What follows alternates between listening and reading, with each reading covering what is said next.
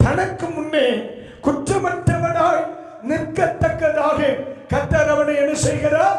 தகுதிப்படுத்துகிறார். அல்லேலூயா. சகோதரா, ஒரு ஆவிக்குரிய சபையில் ஒரு தேவ மனுஷனுடைய வேலை வசனத்தை, சுவிசேஷத்தை பிரசங்கிக்கிற ஒரு தேவ மனுஷனுடைய வேலை ஒருவனை கிறிஸ்தவனாக்குவது அல்ல, அவனை துர்க்கிரியைகளை மாற்றி நற்கிரியைகளை செய்ய படிப்பிப்பதாக. அதுதான் பைபிள் செய்தி. அல்லேலூயா. கர்த்தருக்கு ஸ்தோத்திரம். சாத்தான் மனிதனை பாவம் செய்ய ஏவினான். மலையாளத்தில் ஏவுதலுக்கு என்ன சொல்லலாம்? பிரேரிப்பிச்சு. அவன் ஏவினான். கொஞ்சம் கொஞ்சம் மலையாளம் படிச்சு பார்ப்பமே, இல்ல காசா பணமா கலவை. ஏவினான், பாவம் செய்வதற்கு சாத்தான் ஏவினான். ஆனா ஆண்டவர் எப்படி எதற்கு ஏவுவார்? ஒழுக்கமாய் வாழ்வதற்கு. ஒழுக்கமாய் வாழ்வதற்கு. ஒரு நாள் ஒரு சிநேகிதன் ஒருவரை நான் பல வருடத்திற்கு முன் அறிவேன். அவன் ஒரு செயின் ஸ்மோக்கர். காலையிலிருந்து ராத்திரிக்குள்ள பல, அன்னைக்கெல்லாம் சிகரெட் எல்லாம் ரொம்ப குறைவனே, பீடி தான் கூடுது.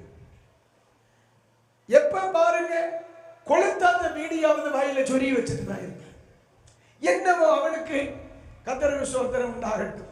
இந்த பம்பரத்தில் நின்று நிற்கிற ஆணி போல இவனுக்கு வாயில ஒரு குச்சி நின்று நிற்கும். அது புகை வந்தாலும் சரி, வராம இருந்தாலும் அவன் வாயில ஒன்று ஊற்றி வச்சிருப்பான். காமெடியை கேட்டீங்கன்னா, எங்கேயாவது ஹோட்டலுக்கு சாப்பிட போனா பல்லு குத்ததுக்கு ஒரு ஈக்கல் கொடுப்பாங்க இல்லை, இதையும் 2 மணிக்கு ஒரு வாயில குத்தி வச்சிருப்பான். இந்த ஐஸ் பிடிக்கிறதுக்கு குச்சி இருந்தது போல அவனுக்கு வாயில ஏதாவது நீண்டு நின்னா அவனுக்கு ஒரு ஆனந்தம்.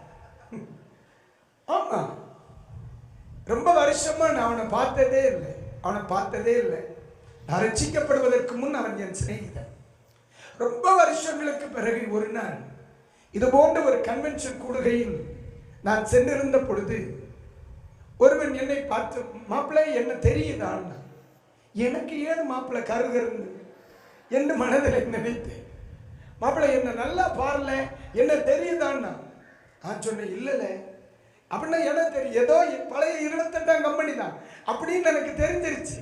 இப்ப எவன் நம்மளை மாப்பிள்ளைன்னு கூப்பிட்டான்? புதைச்சிட மாட்டோம். ஆனா ஏதோ நம்ம கம்பெனி தான் நினைச்சிட்டு, தெரியல மாப்பிள்ளை நீயே சொல்லு. ஆனா உண்மையிலே சொல்றேன், அவ்வளோ டீசெண்டா அவ்வளோ வாழ்க்கையை மாத்திட்டாங்க. அந்த கன்வென்ஷனில் அவனை பார்த்தேன், 3 நாள் பார்த்தேன். அவன் என்னை பார்த்து சொன்னேன், நான் கேட்டேன், மாப்பிள்ளை இல்லை எப்பவுமே பீடி குடிப்பேன், இப்போ அவன் என்னை பார்த்து என்ன சொன்னான்னு தெரியுமா? இப்போ இந்த நாத்தமே பிடிக்கல மாப்பிள்ளை, ஏசப்பா என்னை மாத்திட்டான். உங்க இடத்துல நான் இருந்தா ஆண்டவருக்கு ஒரு கைத்தட்டு கொடுத்திருப்பேன். பொறாம தெரியுது. அல்லேலூயா. சொன்னா பாருங்க, ஆண்டவர் என்னை மாத்திட்டார் மாப்பிள்ளை. எனக்கு அந்த நாத்தமே இப்ப என்ன செய்யறதில்லை, பிடிக்கிறது இல்லை. அப்பதான் எனக்கு தோணிச்சு, துர்க்கிரியைகளை செய்கிற ஒருவனை நற்கிரியைகளை செய்ய பழக்குவிக்கிற நம்முடைய தெய்வம் இல்ல. அல்லேலூயா. வேற எங்கன்னே தேடி போறது, ஆப்பிரிக்காவுக்கோ அண்டார்டிகாவுக்கோ போண்டா. இங்க இருக்கிற சிலரை பாரு, இங்க இருக்கிற சிலர் நீங்க திரும்பி பார்க்காத, ஏற்கனவே பார்த்து உப்பு தூண்டானது போதாது. யோசனை, ஒரு காலத்தில் துர்க்கிரியைகளை செய்வது அவ்வளவு சந்தோஷம்.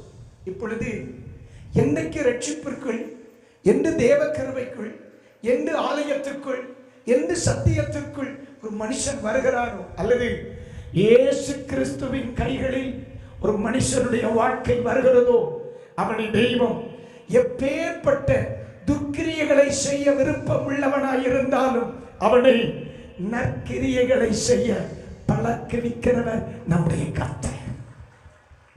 அல்லேலூயா.